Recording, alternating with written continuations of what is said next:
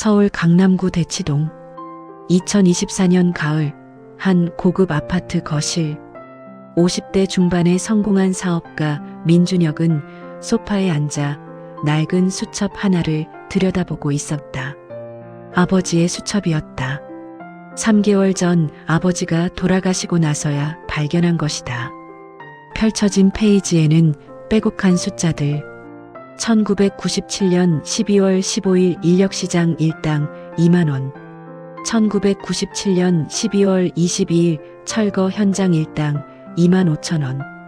1998년 1월 8일 야간 경비 일당 3만원.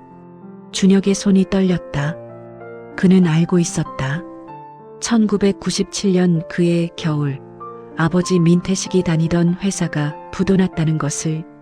하지만 그때 고등학교 2학년이었던 자신은 아버지가 무엇을 했는지 전혀 몰랐다. 아니, 관심도 없었다. 준혁은 수첩을 한 장 한 장 넘겼다. 1998년 3월 준혁이 학원비 35만원 납부. 1998년 5월 준혁이 교복 구입 12만원. 1998년 7월 준혁이 여름방학 특강비 45만원. 그 옆에 작은 글씨로 적혀 있었다. 이번 달 생활비 부족분 20만원 어머니께는 비밀. 준혁의 눈시울이 붉어졌다. 그는 기억했다.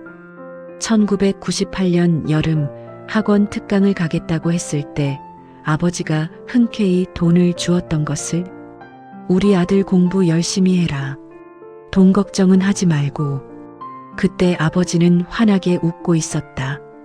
하지만 그 웃음 뒤에 이런 사연이 있었다니. 준혁은 수첩의 뒷장을 넘겼다. 거기에는 더 충격적인 내용이 적혀 있었다.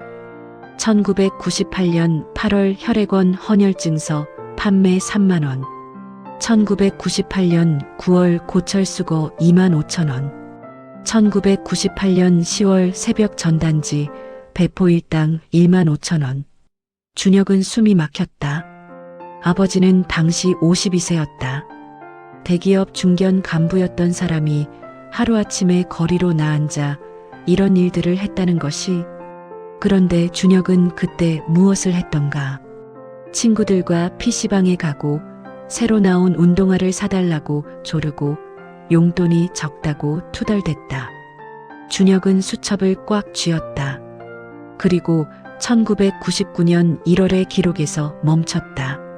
1999년 1월 15일 준혁이 대학 합격 발표일. 그 아래 떨리는 글씨로 적혀 있었다. 서울대학교 합격. 우리 아들 해냈다. 이제 조금만 더 버티면 된다. 준혁은 그날을 기억했다. 합격 발표를 듣고 집에 왔을 때 아버지는 없었다. 저녁 늦게 돌아온 아버지는 술 냄새를 풍겼고 어머니와 크게 다퉜다. 당신 요새 또 술 마시고 다녀? 돈도 제대로 못 벌어오면서. 그때 준혁은 아버지를 원망했다. 내가 서울대 합격했는데 축하도 제대로 못 해주고. 하지만 지금 수첩을 보니 그날의 진실이 보였다. 1999년 1월 15일 저녁 동네 철물점 사장님께 5만원 빌림. 아들 합격 기념 삼겹살 사려고. 준혁은 고개를 떨구었다. 아버지는 축하하고 싶었던 것이다. 5만원을 빌려서라도 아들의 합격을 축하하고 싶었던 것이다. 준혁은 수첩을 안고 과거로 돌아갔다. 1997년 11월. 그날은 평범한 수요일이었다. 아버지 민태식은 여느 때처럼 출근했다. 삼성동에 위치한 중견 무역회사. 그는 그곳에서 20년을 일했다. 부장까지 승진했고 2년 후면 임원이 될 예정이었다. 그런데 오전 10시 전 직원 긴급 소집 방송이 나왔다. 대회의실에 모인 직원들 앞에서 사장이 말했다. IMF 구제금융 신청으로 인해 회사 사정이 어렵습니다. 부득이하게 전 직원의 70%를 정리해고해야 합니다. 회의실이 술렁였다. 누군가 소리쳤다.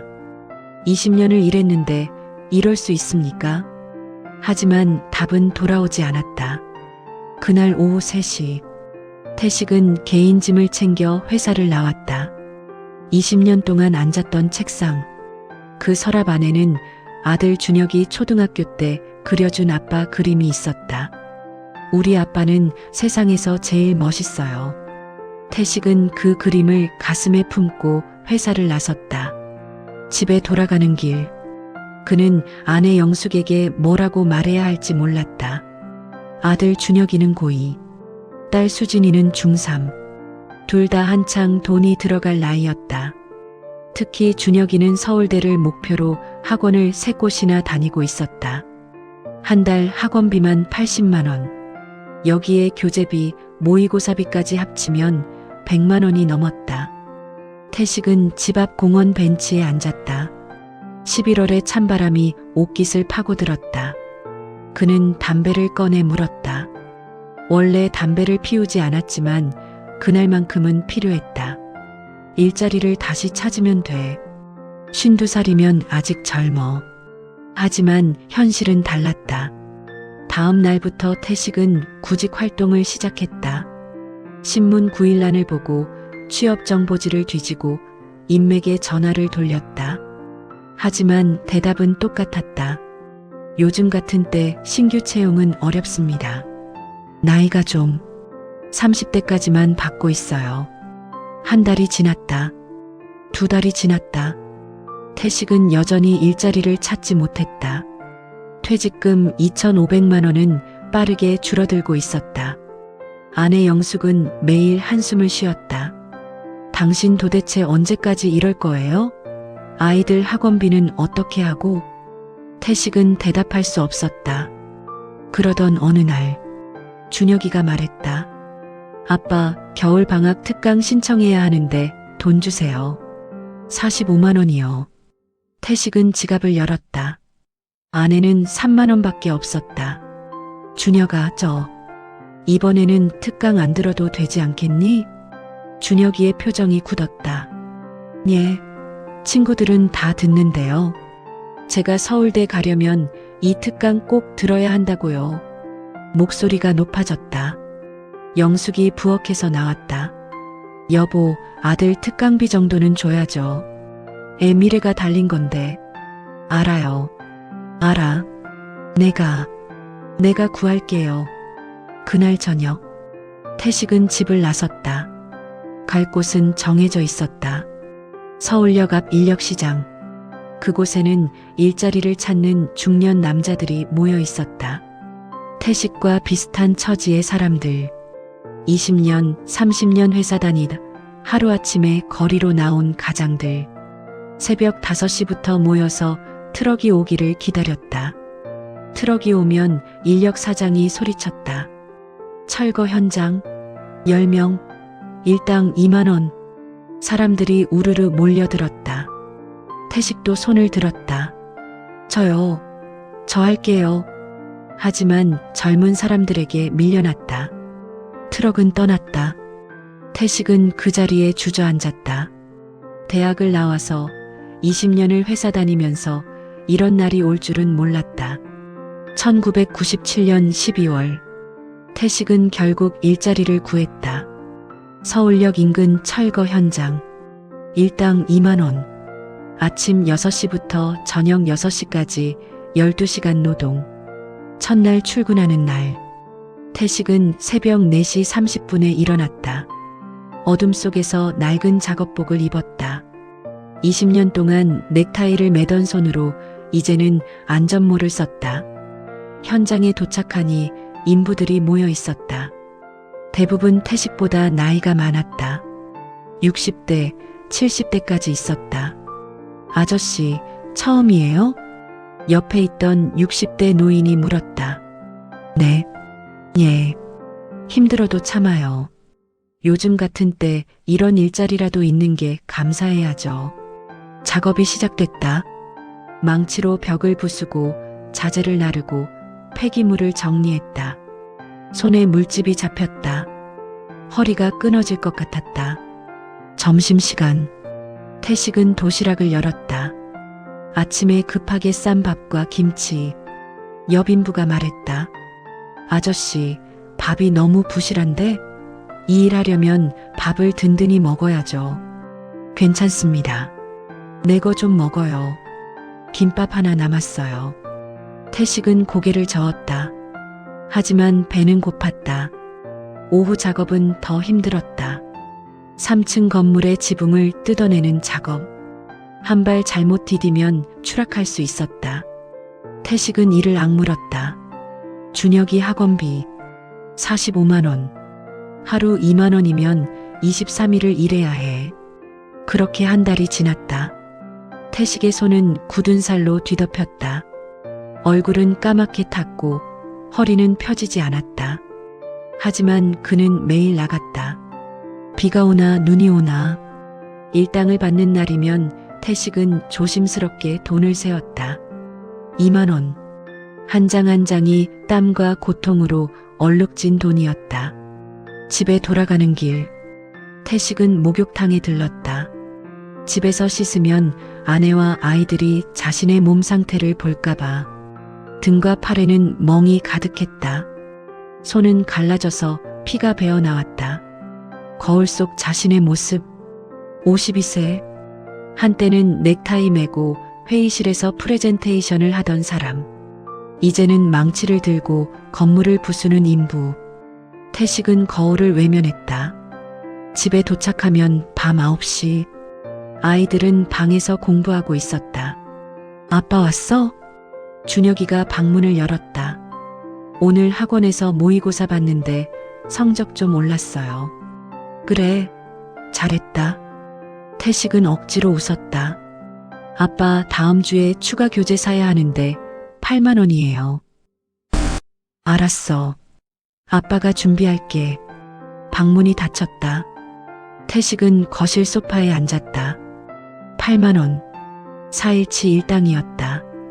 영숙이 부엌에서 나왔다. 여보, 당신 요새 왜 이렇게 늦게 들어와요? 일자리라도 구한 거예요? 아니, 그냥 친구 만나고. 친구요? 요새 같은 때 친구 만날 여유가 어디 있다고? 태식은 대답하지 못했다. 진실을 말할 수 없었다. 자신이 철거 현장에서 일한다는 것을, 대학 나온 부장 출신이 일용직 노동자가 됐다는 것을, 그건 자존심이 허락하지 않았다. 아니, 가족에게 미안해서 말할 수 없었다. 그날 밤, 태식은 수첩에 적었다. 1997년 12월 28일 철거 현장 일당 2만 원. 준혁이 교재비 8만 원 필요. 4일 더 일하면 됨. 영숙이에게는 비밀. 수첩을 덮으며 태식은 생각했다. 조금만 더 버티자. 경기가 나아지면 다시 제대로 된 일자리를 구할 수 있을 거야. 하지만 1998년이 되어도 상황은 나아지지 않았다. 오히려 더 악화됐다. 길거리에는 실업자가 넘쳐났고 구인 광고는 사라졌다. 태식은 더 치열하게 일자리를 찾아다녔다. 철거 현장이 없으면 고철수거, 고철수거가 없으면 야간 경비, 야간 경비가 없으면 새벽 전단지 배포. 무슨 일이든 했다. 1998년 봄, 준혁은 고3이 됐다. 수능까지 1년도 채 남지 않았다. 학원 스케줄은 더 빡빡해졌다. 월요일 수학, 화요일 영어, 수요일 국어, 목요일 과학, 금요일 논술. 한 달 학원비가 100만 원을 넘었다.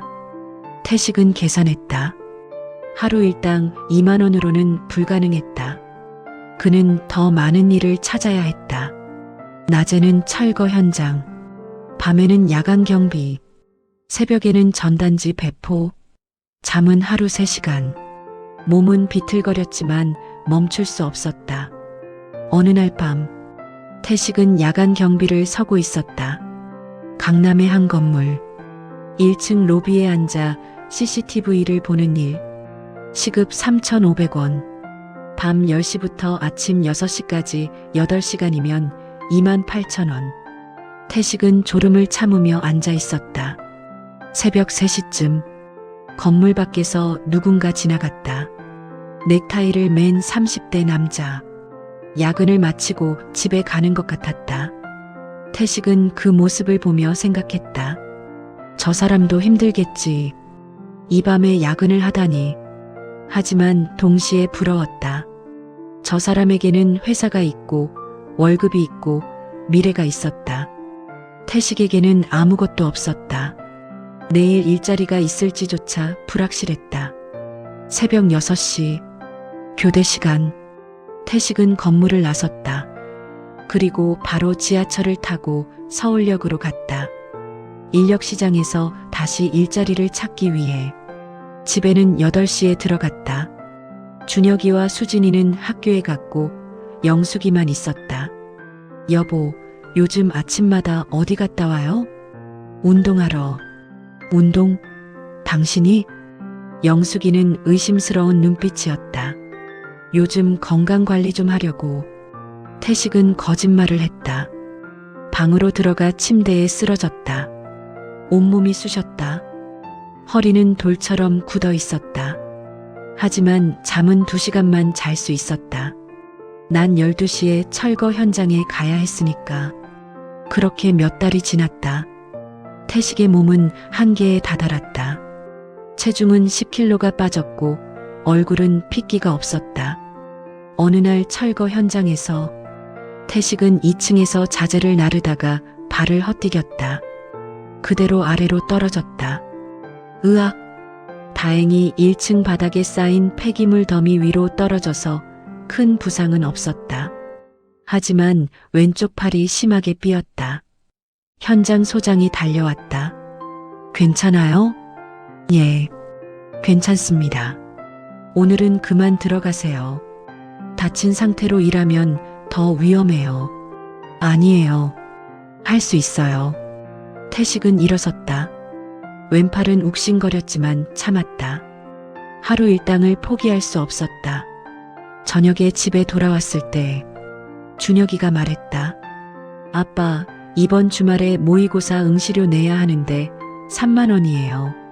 태식은 지갑을 꺼냈다. 아내는 오늘 받은 일당 2만 원뿐. 준혁아, 아빠가 내일 줄게. 예. 왜요? 지금 주시면 안 돼요? 아빠가 지금 돈이 좀. 준혁이의 표정이 굳었다. 아빠 요즘 이상해요. 맨날 돈이 없다고 하고. 도대체 뭐 하시는 거예요? 목소리에 짜증이 묻어났다. 태식은 가슴이 무너졌다. 아들에게 이런 소리를 듣게 되다니. 미안하다. 아빠가 내일 꼭 줄게. 친구들은 부모님이 다 알아서 챙겨주는데 우리 아빠는. 준혁이는 방문을 쾅 닫았다. 태식은 그 자리에 서 있었다. 왼팔은 더 심하게 욱신거렸다.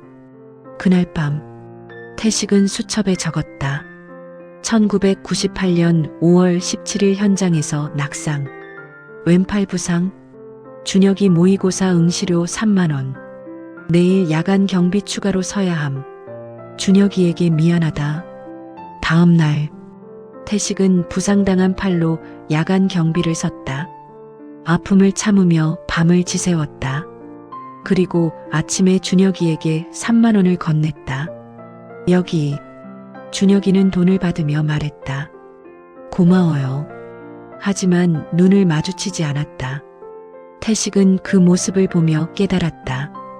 아들은 자신을 존경하지 않는다는 것을, 무능한 아버지로 보고 있다는 것을. 그것이 가장 아팠다. 1998년 여름. 준혁이는 여름방학 특강을 신청했다. 45만 원. 태식은 그 돈을 마련하기 위해 더 많은 일을 했다. 낮 철거, 밤 경비, 새벽 전단지. 하루 수입은 4만 원 정도. 11일을 일하면 45만 원을 만들 수 있었다. 하지만 문제가 생겼다.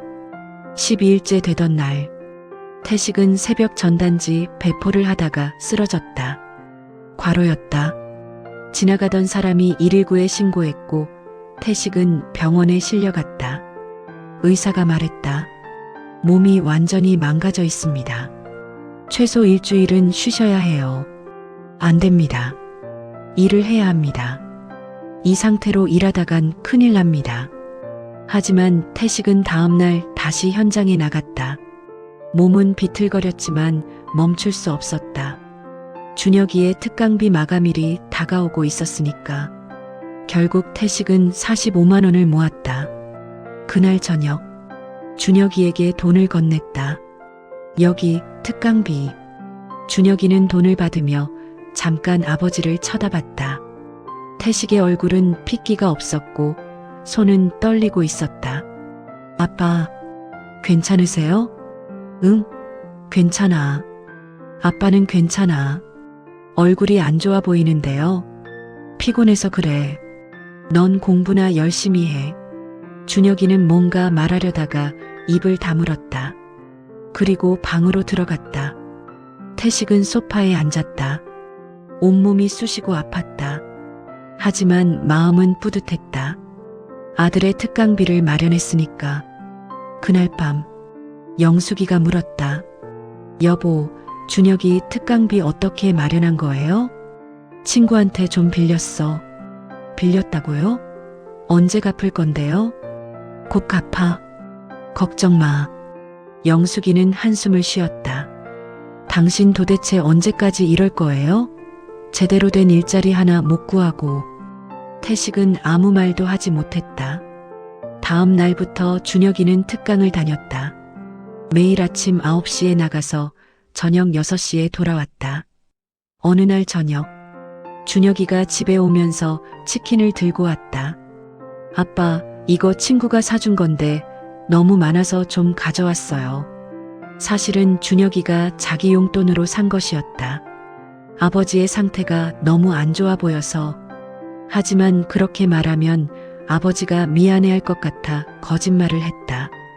태식은 치킨을 받으며 미소 지었다. 고마워, 우리 아들. 그날 저녁 온 가족이 치킨을 먹었다. 오랜만에 웃음이 있는 식사였다. 태식은 생각했다. 이런 순간만 있다면 모든 고통을 견딜 수 있어. 하지만 행복은 오래가지 않았다. 8월 말, 영숙이가 태식의 옷을 정리하다가 수첩을 발견했다. 열어보는 순간 영숙은 얼어붙었다. 빼곡히 적힌 일용직 노동의 기록들. 철거 현장 일당 2만 원, 야간 경비 2만 8천 원, 전단지 배포 1만 5천 원. 영숙의 손이 떨렸다. 남편이 1년 가까이 이런 일을 하고 있었다는 것을, 그리고 자신은 전혀 몰랐다는 것을, 아니, 알려고 하지 않았다는 것을. 저녁에 태식이 돌아왔을 때 영숙은 수첩을 들고 있었다. 여보, 이게 뭐예요? 태식의 얼굴이 굳었다. 미안해. 왜 말 안 했어요? 왜 혼자 이렇게 힘들게. 영숙의 눈에서 눈물이 흘렀다. 당신을 걱정시키고 싶지 않았어. 바보같이. 영숙은 남편을 껴안았다. 두 사람은 한참을 그렇게 서 있었다. 그날 밤, 부부는 오랜만에 진솔한 대화를 나눴다. 이제부터는 나도 일을 구할게요. 아니야. 당신은 집에서 아이들 챙겨야지. 아니에요. 당신 혼자 이렇게 힘들 순 없어요. 결국 영숙도 일을 시작했다. 식당 설거지. 하루 4시간, 일당 1만 5천 원. 적은 돈이었지만 보탬이 됐다. 부부는 함께 버텼다. 1998년 가을, 준혁이는 고3 2학기. 수능이 2달 앞으로 다가왔다. 성적은 서울대 합격권이었다. 담임 선생님이 말했다. 준혁아, 이대로만 가면 서울대 충분히 간다. 준혁이는 더 열심히 공부했다. 하지만 동시에 뭔가 이상함을 느꼈다. 아버지의 모습이 너무 달라져 있었다. 예전에 당당했던 아버지는 없었다. 허리가 굽고 손이 거칠고 얼굴에 생기가 없는 사람. 어느 날 새벽, 준혁이는 우연히 아버지가 나가는 것을 봤다. 새벽 4시. 아빠가 이 시간에 어디 가시지? 며칠 후 준혁이는 아버지를 몰래 따라갔다. 서울역, 인력시장. 아버지는 그곳에서 다른 인부들과 함께 트럭을 기다리고 있었다. 준혁이는 숨이 막혔다. 아빠가 저런 일을. 그는 더 이상 보지 못하고 돌아섰다. 집으로 돌아오는 길, 준혁이는 눈물이 났다. 자신이 너무 몰랐다는 것이, 아버지가 이렇게까지 하면서 자신의 학원비를 대주고 있었다는 것을. 그날부터 준혁이는 달라졌다. 학원에서 돌아오면 아버지에게 먼저 인사했다. 아빠 다녀왔습니다. 뭐냐? 저녁 먹었니? 네, 학원에서 먹었어요. 아빠는 드셨어요? 응, 아빠도 먹었어. 하지만 준혁이는 알았다. 아버지가 제대로 못 먹고 있다는 것을. 냉장고에 아버지 몫의 반찬은 항상 남아 있었으니까. 준혁이는 자기 방에서 공부하다가도 아버지 생각이 났다. 내가 꼭 서울대에 가야 해. 그래야 아빠가 보람을 느끼실 거야. 11월 수능날, 준혁이는 최선을 다했다. 시험을 마치고 나왔을 때 아버지가 서 있었다. 아빠, 수고했다, 아들. 태식은 준혁이를 안았다. 잘 봤지? 네, 열심히 봤어요. 그래, 그럼 됐어. 결과는 나중에 보면 돼. 두 사람은 집으로 걸어갔다. 11월에 찬바람이 불었지만 마음은 따뜻했다. 12월, 수능 성적 발표. 준혁이의 성적은 서울대 합격 가능 점수였다. 하지만 문제가 있었다. 원서 접수비. 당시 대학 원서 한 장에 3만 원. 준혁이는 5개 대학에 넣으려고 했으니 15만 원이 필요했다. 태식은 계산했다. 8일치 일당. 12월은 날씨가 추워 일자리가 줄어들었다. 인력시장에 나가도 일을 구하기 어려웠다. 태식은 고민 끝에 결정했다. 헌혈. 헌혈 증서를 판매하면 3만 원을 받을 수 있었다. 태식은 헌혈원으로 갔다. 헌혈하러 왔습니다. 간호사가 기본 검사를 했다. 혈압이 좀 낮으시네요. 건강 상태가 좋지 않으신 것 같은데.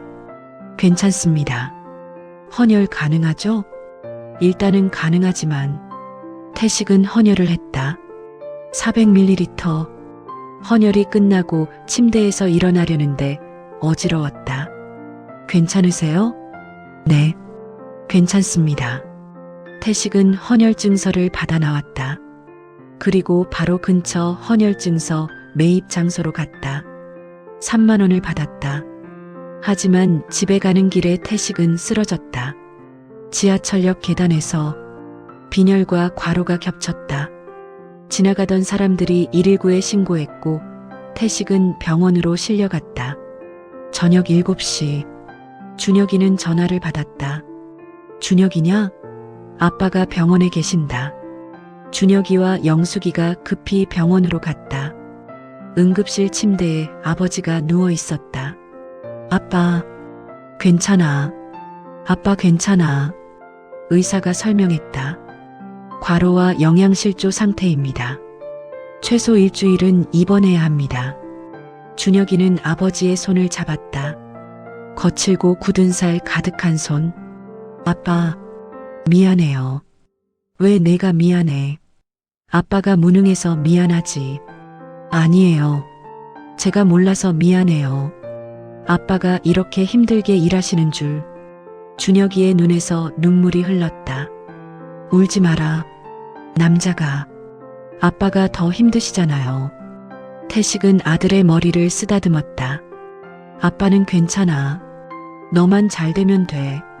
1999년 1월, 준혁이는 서울대학교에 합격했다. 경영학과. 합격 발표를 확인한 준혁이는 집으로 뛰어왔다. 엄마, 저 서울대 붙었어요. 영숙이가 울었다. 정말? 정말이야? 네, 합격했어요. 태식은 아직 병원에 입원 중이었다. 준혁이는 바로 병원으로 갔다. 아빠, 저 서울대 붙었어요. 태식의 얼굴에 환한 미소가 번졌다. 그래, 정말 잘했다. 다 아빠 덕분이에요. 무슨 소리? 내가 열심히 한 거지. 준혁이는 아버지를 껴안았다. 아빠, 제가 열심히 공부해서 좋은 회사 들어가서 아빠 편하게 해드릴게요. 그래, 그렇게만 해줘라. 며칠 후 태식은 퇴원했다. 그날 저녁, 태식은 동네 철물점 사장을 찾아갔다. 사장님, 죄송하지만 5만 원만 빌려주실 수 있을까요? 5만 원? 무슨 일인데요? 아들이 서울대에 합격했습니다. 축하라도 해주고 싶어서요. 철물점 사장은 흔쾌히 돈을 내주었다. 축하합니다. 이건 빌려주는 게 아니라 선물입니다. 나중에 갚지 않아도 됩니다. 아닙니다. 꼭 갚겠습니다. 그날 저녁 태식은 삼겹살을 사왔다. 오늘은 우리 준혁이 합격 기념으로 삼겹살 파티다. 온 가족이 둘러앉아 삼겹살을 구웠다. 오랜만에 웃음이 가득한 저녁이었다. 태식은 소주를 한 잔 마시며 생각했다. 1년 반. 정말 힘든 시간이었지만 이 순간을 위해서였어. 하지만 행복은 오래가지 못했다. 삼겹살을 먹고 난 후 태식은 밖에 나가서 슈퍼에서 술을 조금 더 마셨다. 오랜만에 마시는 술이라 금방 취했다. 집에 돌아오니 밤 10시. 영숙이가 화를 냈다. 당신 또 술 마시고 왔어요? 아들 합격했는데 한 잔쯤. 한 잔쯤이요? 요새 돈도 제대로 못 벌어오면서 술은 또 왜 마셔요? 나도 사람인데 아들 합격한 날쯤은. 당신이 무슨 자격으로 축하를 해요? 1년 넘게 제대로 된 일도 못 구하고. 영숙의 말에 태식은 가슴이 무너졌다. 자신이 1년 반 동안 무엇을 했는지 아내는 모르는 것 같았다. 아니, 알면서도 인정하지 않는 것 같았다. 준혁이는 자기 방에서 부모님의 다투는 소리를 들었다. 오늘은 좋은 날인데. 다음 날 아침, 준혁이는 아버지에게 말했다. 아빠, 어젯밤에 싸우셨죠? 미안하다. 내가 듣게 해서. 아니에요. 제가 미안해요. 쟤 때문에. 무슨 소리야? 내 잘못이 아니야. 준혁이는 그날부터 결심했다. 내가 빨리 성공해서 아빠를 편하게 해드려야 해. 2월, 준혁이는 대학 입학 준비를 했다. 등록금 문제가 남아 있었다. 당시 서울대 등록금은 한 학기에 150만 원.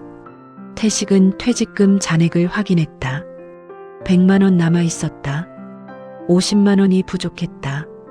태식은 다시 일자리를 찾기 시작했다. 병원에서 퇴원한 지 한 달밖에 안 됐지만 쉴 수 없었다. 하지만 몸 상태가 좋지 않아 예전처럼 일하기 어려웠다. 결국 태식은 친척들에게 돈을 빌렸다. 형에게 20만 원, 동생에게 30만 원. 그렇게 겨우 등록금을 마련했다. 3월, 준혁이는 서울대에 입학했다. 입학식 날, 태식과 영숙이가 함께 갔다. 캠퍼스를 걷는 아들의 모습, 태식은 눈물이 났다. 이 순간을 위해 1년 반을 버텼구나. 준혁이는 부모님을 돌아보며 활짝 웃었다. 엄마, 아빠, 저 여기 학생이에요. 그 미소를 보는 순간 태식은 모든 고통이 보상받는 느낌이었다. 2024년 가을, 준혁은 아버지의 수첩을 덮었다. 마지막 페이지에 적힌 글. 1999년 3월 2일 준혁이 서울대 입학식. 모든 고생이 보람 있었다. 이제 우리 아들은 잘 될 것이다. 나는 아무것도 바라지 않는다. 다만 준혁이가 행복하면 그것으로 충분하다. 준혁은 수첩을 가슴에 안았다. 아버지는 3개월 전 돌아가셨다. 폐암 말기. 의사가 말했다. 아마도 오래전부터 몸을 혹사하셔서 면역력이 떨어진 것 같습니다. 준혁은 그제야 깨달았다. 아버지의 병은 1997년 그 겨울부터 시작됐다는 것을, 자신을 위해 몸을 혹사하며 쌓인 병이었다는 것을. 준혁은 아버지의 임종 때를 떠올렸다. 병원 침대에 누워있던 아버지. 준혁아, 네 아빠. 아빠는 너를 서울대 보낸 게 가장 자랑스럽다. 아빠, 넌 이제 성공했으니까. 아빠는 걱정 없어. 아빠, 그런 말씀하지 마세요. 아빠가 못난 아버지였지? 돈도 제대로 못 벌고. 아니에요. 아빠는 세상에서 제일 훌륭한 아버지예요. 준혁은 아버지의 손을 꽉 잡았다. 아빠가 얼마나 힘들게 절 키우셨는지 알아요. 이제야 알았어요. 그걸 어떻게? 아빠 수첩 봤어요. 1997년부터 쓰신 거. 아버지의 눈에서 눈물이 흘렀다. 미안하다. 좋은 아빠 못 돼서. 아니에요. 아빠는 최고의 아빠예요. 제가 미안해요. 그때 몰라서. 아니야. 내가 몰라야 했어.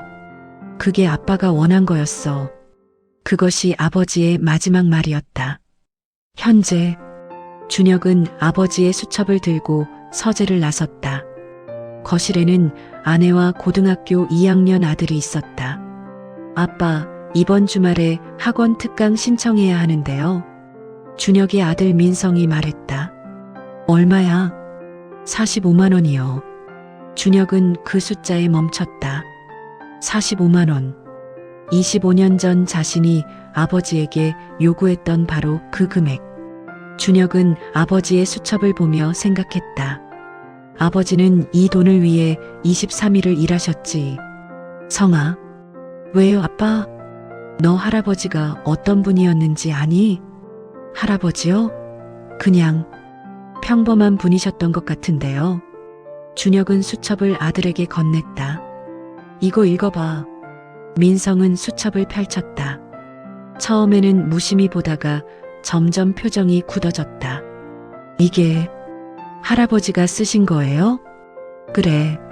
너희 할아버지는 1997년 IMF 때 회사에서 잘렸어. 그때부터 온갖 일을 하시면서 나를 키우셨지. 민성은 수첩을 넘기며 읽었다.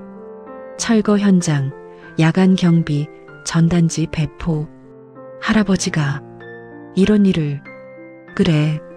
나는 그때 몰랐어. 아니, 알려고 하지 않았지. 그저 학원비 달라고, 교재비 달라고만 했어. 준혁의 목소리가 떨렸다. 할아버지는 한 번도 싫은 소리 하지 않으셨어. 항상 웃으시면서 돈을 주셨지. 하지만 그 돈 하나하나가 할아버지의 땀과 눈물이었어. 민성은 아무 말도 하지 못했다. 너도 지금 고2지? 나와 똑같은 나이야. 그때 나는 할아버지의 고생을 전혀 몰랐어. 그게 평생 후회로 남아있어. 준혁은 아들의 어깨를 잡았다. 성아, 아빠는 할아버지처럼 힘든 일을 하지는 않아. 다행히 좋은 회사에 다니고 돈도 벌 수 있으니까. 하지만 아빠도 회사에서 힘든 일이 많아.